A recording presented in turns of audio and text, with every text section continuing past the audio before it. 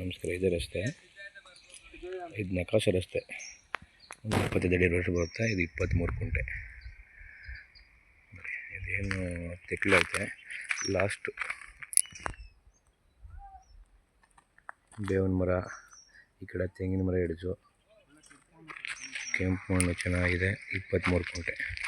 ಮಳವಳ್ಳಿಗೆ ಒಂದು 5 ಕಿಲೋಮೀಟ್ರ್ ಆಯ್ತದೆ. ಬೆಂಗಳೂರಿಗೆ ಒಂದು 95 ಕಿಲೋಮೀಟ್ರ್ ಆಯ್ತದೆ. ಚೆನ್ನಾಗೈತೆ,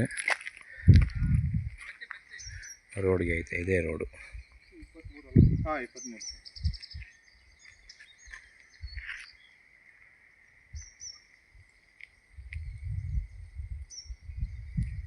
ಚಿಕ್ಕದಾಗಿ ಫಾರ್ಮ್ ಹೌಸ್ ಮಾಡ್ಕೋಬೋದು. ಚೆನ್ನಾಗಿದೆ.